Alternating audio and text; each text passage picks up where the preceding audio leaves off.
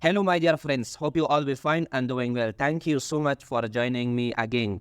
Thank you so much for joining in your channel with another video.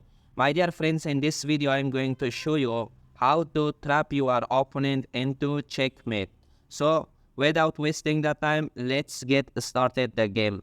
So, in case if your opponent start the game by pushing the pawn into e4, in this position, you just simply push the pawn into e5. Now your opponent is taking his knight into f3 and attacking to your center pawn. In this position, you should defend from your pawn and activate one of your pieces. And especially the best one is to take your knight and defend from your center pawn. In this position, your opponent has different options to play, and one of the best option for your opponent is taking his bishop into c4, and he is targeting this pawn. In this position, my dear friends, the best option for you is to take your bishop. This would be the best option. But what happens that if you have something in your mind that you should trap your opponent? So my dear friends, majority of the traps would be very risky. If you cannot control the entire game, so definitely you will lose the game. So therefore, you should be very careful about the each move after you want to trap your opponent. So in this position, you just move not the correct one, but a little bit tricky. Now you want to trick your opponent. So instead of taking your bishop, so just simply take your knight into f6. By taking your knight into f6, you weaken your pawn. So therefore, if your opponent take his knight by 2 force, he can attack to your weak pawn. And by taking your knight into f6, you are allowing your opponent to do such a move. So in this position, your opponent is also attacking and finding the best move. Now your opponent attack to your pawn, and he has 2 force in this position. And also when your opponent capture the pawn, so he can attack to your rook and to your queen. So this is the main idea behind this move. So in this position, you can defend from this move by pushing the pawn into d5. In this position, your opponent, if he captures, now you are taking your knight into a5 and attacking to your opponent's knight, and also controlling the squares that your opponent's bishop can go. For example, in here, if your opponent give you a check, now you simply cover this check by your bishop.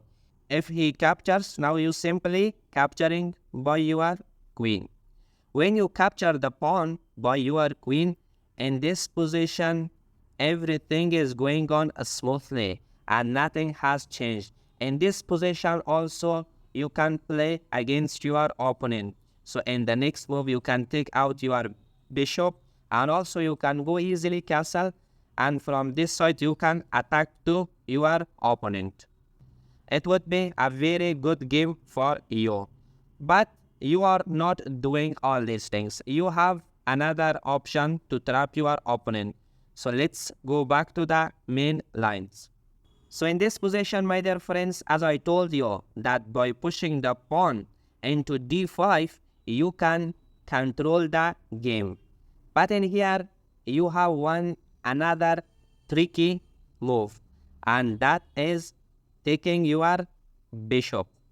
You just simply take your bishop into c5. Now your opponent, without any hesitation, capturing the pawn and attacking to your rook and to your queen. In this position, my dear friends, you have the brilliant move, and that is sacrificing your bishop. So the most important thing is where you should sacrifice. So let's sacrifice the bishop. Your opponent has to capture. If your opponent is not capturing, so it would be a little bit difficult for you to manage the game. So therefore, if the players, they know the technique, they don't capture the bishop.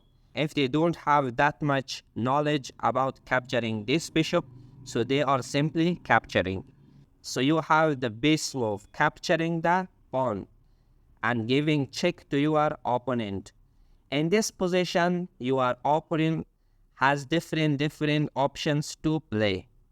For example, in this position, if your opponent take his king into g1, now you are simply saving your queen by taking it into f6.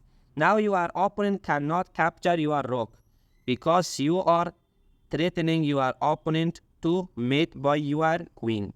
In this position, if your opponent bring his queen, so now you are simply capturing the queen.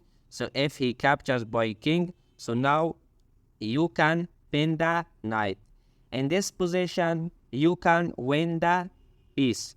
But if he captures by his bishop, in this position also, you can bring your rook into f8 and you can rescue your rook.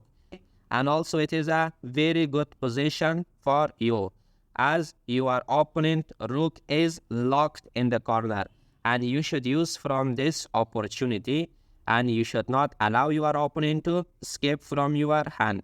In this position, your opponent knight has nowhere to go. So if he moves, so simply you are capturing. So the only move for your opponent is pushing the pawn. So in this position, you can play normally with your opponent. So you have this option to capture your opponent knight, or you are losing the knight. So different styles you can play. But the only thing is important that till to this position, you have priority.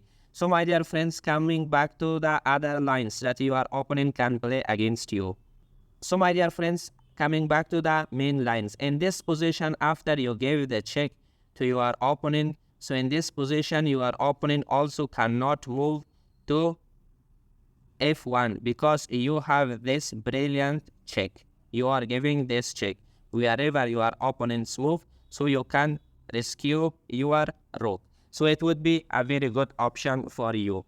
And the other square that your opponent can go, and that is e1.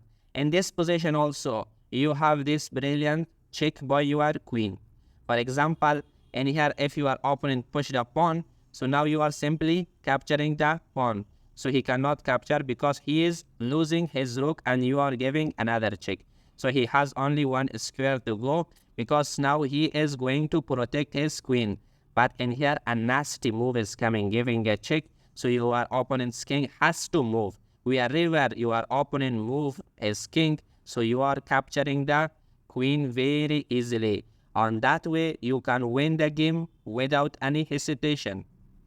So my dear friends, coming back to the main lines. In this position, I told you, when you are giving this check to your opponent, so your opponent has many options to play against this move. And I already explained all the squares that your opponent can move his king. So it is not usual that your opponents go on those lines. So the main line for your opponent is to bring his king into e3, and the reason behind this move is attacking to your center knight. So in this position, my dear friends, you should not worry about that. You just simply take your queen into h4. So in this position, your opponent is seeing that nothing threatening him. So simply your opponent is capturing your rook. Now in this position, you have this brilliant check by your queen. Your opponent has two squares to go. The first one, if your opponent chooses to take his king into e2, now you are giving this brilliant check by your queen. In this position, your opponent is bringing his king into d3.